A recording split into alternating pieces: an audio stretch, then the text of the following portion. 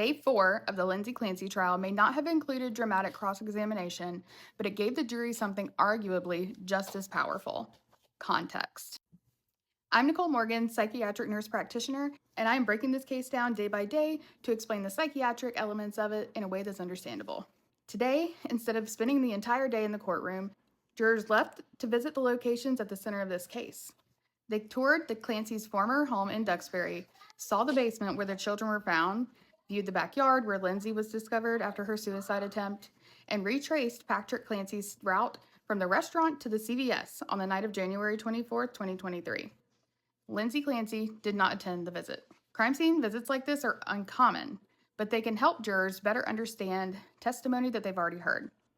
Seeing the physical layout of a home often makes timelines, distances, and witness accounts much more easy to interpret than photographs or diagrams alone. It's not new evidence, it's a way of putting existing evidence into context.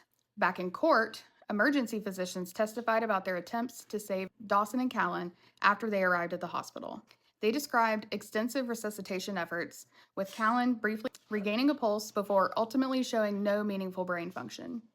The testimony was understandably emotional, and Lindsay Clancy was seen crying during portions of it. From a psychiatric perspective, today didn't introduce new opinions about diagnoses or criminal responsibility. Instead, it focused on the medical response after the events had already occurred. As I've mentioned throughout the series, it's important to separate two different questions. One is what psychiatric illness, if any, Lindsay Clancy was experiencing. The other is whether that illness meets legal standards for lack of criminal responsibility under Massachusetts law.